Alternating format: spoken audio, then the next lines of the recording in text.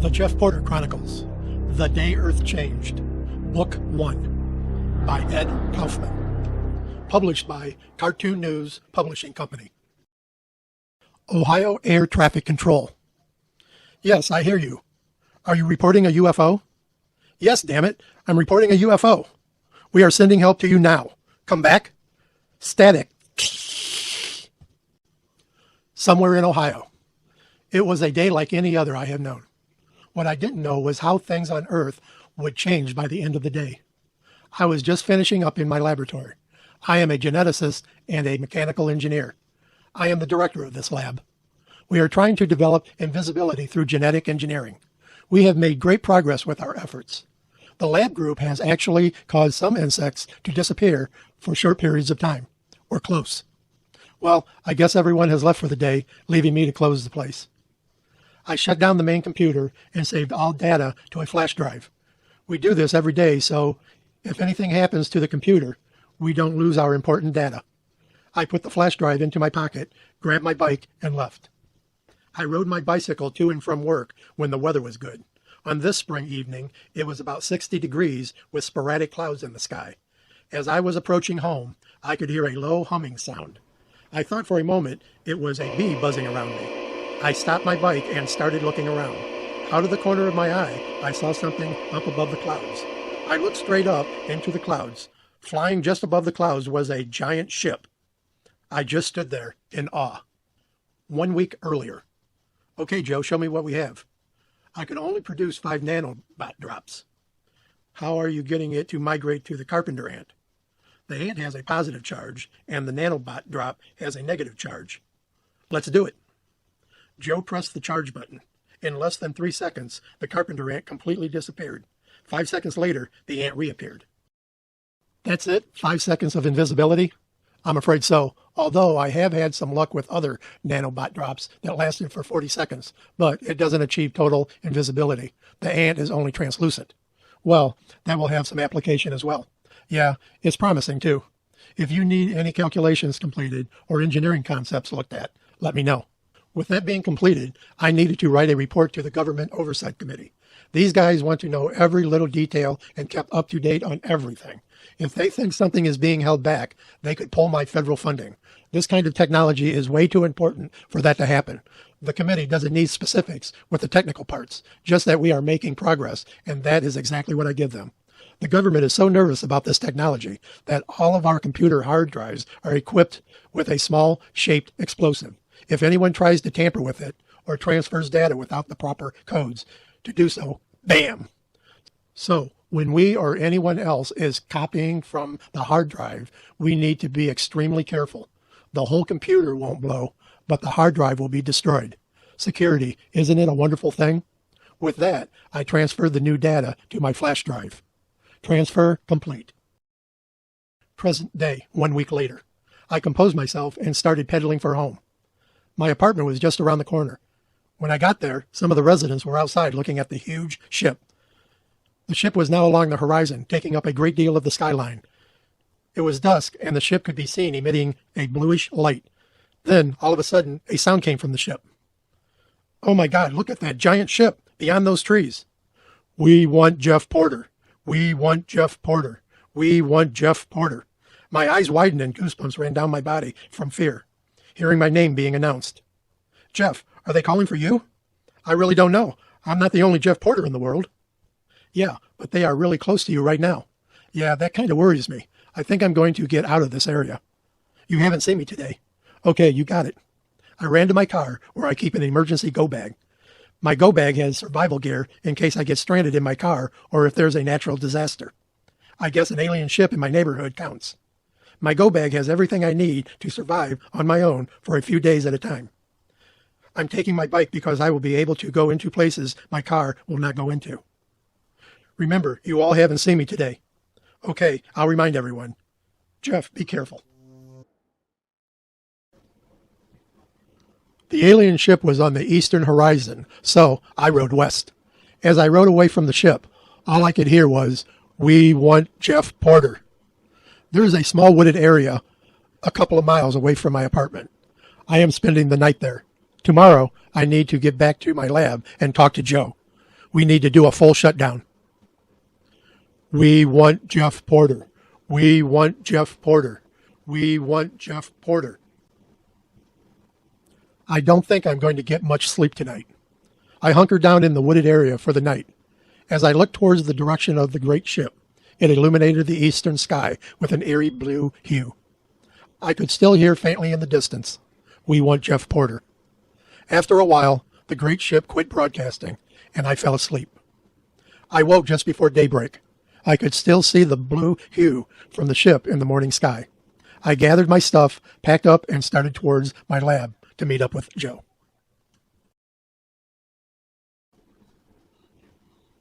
I could see Joe's car in the parking lot. He was here very early. He never gets to work before 8 a.m. I made my way to the rear entrance, as not to be seen if someone was watching. I got in the building and started calling for Joe. Joe! Joe! Where are you?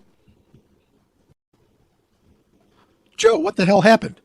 Joe held up a flash drive in his hand. I grabbed it and put it in my pocket. Nanobots. Bomb. Joe closed his eyes and he was gone. Nanobots. Bomb. I looked around the lab. On the floor, just under the workbench, was a small sphere.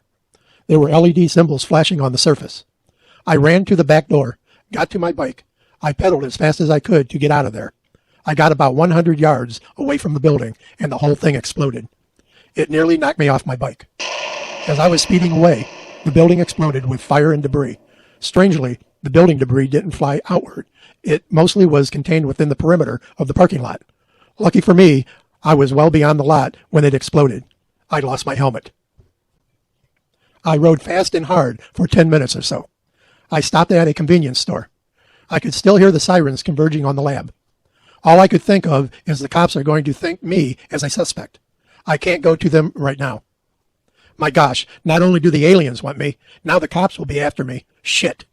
I have to think my way out of this. I know. I'll call my friend Al Thomas, the talk show host for Lights Out. He will help me out. I'll need a burner phone. Hopefully this store will have phones. Do you all sell burner phones? Yes, aisle 3, right there. Thanks. I got a phone and called Al Thomas.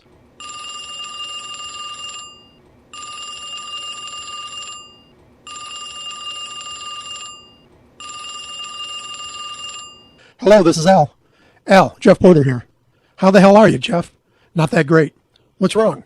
These alien ships. Yeah, no denying them now. No, that's not what I mean. Well, tell me, Jeff, what's up? They're after me. Who? The aliens, damn it. What makes you believe that? Have you seen these ships? Yeah, they've been calling out people's names. My name is one of them. Oh, shit. Your research. Yeah, I think so. Joe is dead. Stop talking right now and get yourself here. Get rid of that phone and get here ASAP. Okay, I'm on my way. I dumped the phone and bought another in the store. I headed for the monotrain depot. One ticket, one way to Mora, New Mexico. Thank you, sir. You will board train 24. While waiting for my train, I had a bite to eat. The next thing I heard was the conductor yelling my train was departing. All aboard, departing from Ohio to New Mexico, and all points in between. That's me. I got myself situated at my seat. These long ride monorail trains had double wide seats, not like the old U.S. track trains where they crammed everyone side by side. The seating on these trains are just wide enough so you can lay down a little. Mind you, you can't stretch out, but you can get a little rest. Even at 150 miles per hour, it still took about 23 hours to get there with all the stops. I have had a hard couple of days. I haven't gotten very much sleep. After about 10 miles out of the station, I fell fast asleep. I woke to a lot of commotion in the train car. People were looking out the windows, pointing and yelling, and some were crying. When I looked for myself, oh my gosh, there was a fleet of alien craft flying alongside the train. I ducked below the window in case they were looking for me. They stayed with us for a while. After they got a good look at us, they veered off. I stayed seated on the floor. After they were gone, a little kid came up to me and said, "Hey, mister, You don't have to be scared. We'll beat them up and make them go home. My name is Bobby. What's yours? Hey, kid, you're right. You're pretty brave. I need to be more like you. My name is Jeff. Jeff what? Just then, Bobby's mom came up to us. Bobby, don't bother the nice man. No bother, ma'am. As they were walking away, I spoke again to Bobby. Hey, Bobby, take care of your mom. She loves you very much. Bobby's mom just smiled, and they walked away. I was still tired, so I got up off the floor and got back into my seat. I again fell off to sleep. I woke up again a couple of hours later. It was now 7 p.m. I had another 13 or so hours to Mora, New Mexico. I felt hungry, so I headed for the diner car. I sat down at one of the booths, and a porter came over to me. Yes, sir. What can I get for you? Can I get a cup of coffee and a sandwich? What kind of sandwich? Chicken? You got it. Thank you, sir. The waiter brought me my food, and I sat eating while watching the sun go down. It was a terrible day. Now there was going to be a beautiful end to it. I was glad I could see the bright side. Maybe it was because of that little boy, Bobby. I went back to my seat, and before long, I fell back to sleep. I woke again when I heard the conductor saying, Hey, mister, we were about 20 minutes outside Mora. That's your stop. Thank you, sir. Is there a phone on board I can use? Yeah, there's one in the dining car. Oh, yeah, I remember seeing one there. Thanks. I went to the dining car and made a call to Al.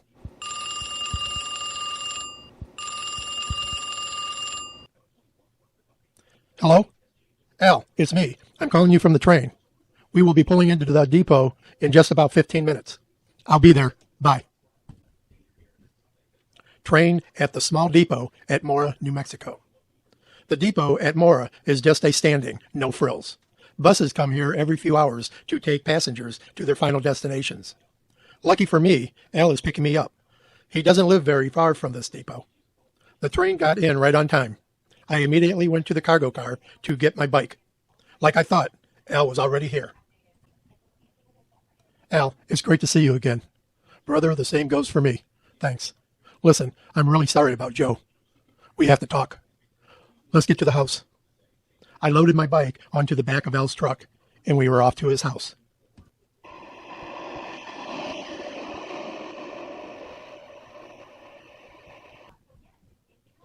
Al, I think they're after my research. Who?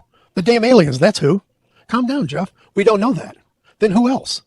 Maybe the government. They already have access to my research. How about the aliens calling my name? Well, you have a point. If you are the Jeff Porter they're looking for. Come on, Al. What other Jeff Porter is working on invisibility? Yeah, you've made your point. We rolled into Al's complex. I call it that because of the giant radio tower in his yard. Al does have a beautiful home. It was all he was able to keep after his divorce. Did you get a bigger radio tower, Al? Okay, Jeff, don't start with me about my tower. Al and me talked for a long time about what was happening with the aliens. We both came to the conclusion that the aliens are not being violent yet.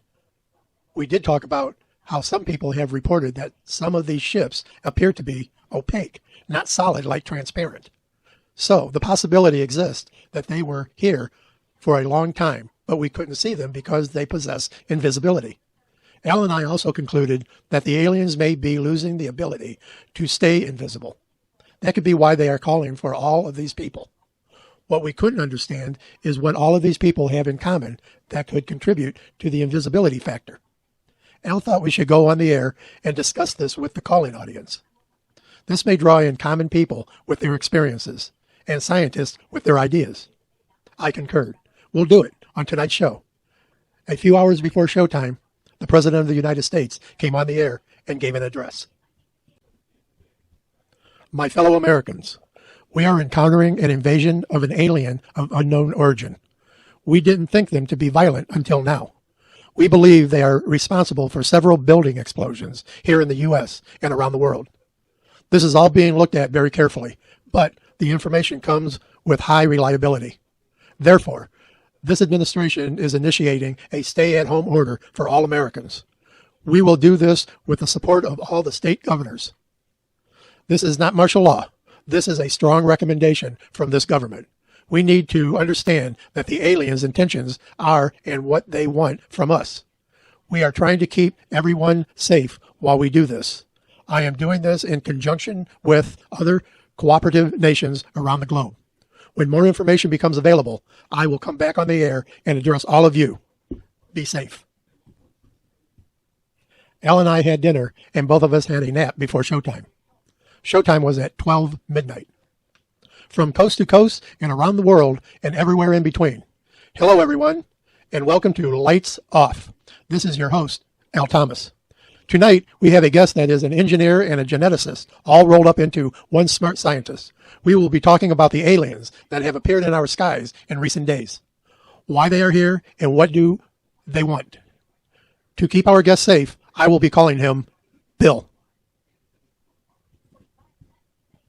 Okay, Bill, why do you think these aliens have chosen now to make themselves visible to us lowly humans? Well, Al, I think the aliens are losing their ability to stay invisible to us. Al interviewed me for a couple of hours, and we took calls from listeners. They were common folk and scientists. They all had good questions and comments. Al and I learned a lot, and I hope the listening audience did as well. Just as we were going into the last hour of the program, Al and I could hear a voice coming from outdoors. On a commercial break, we went outside to get a better listen. Guess what we heard?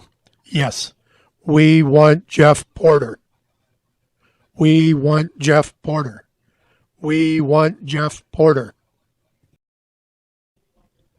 Jeff, you need to get the hell out of here.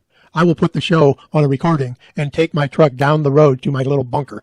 This should draw them away from you. My bunker is just south of here. You go north. We'll contact each other when it is safe again. Go. Al, I haven't talked to Kate since this started.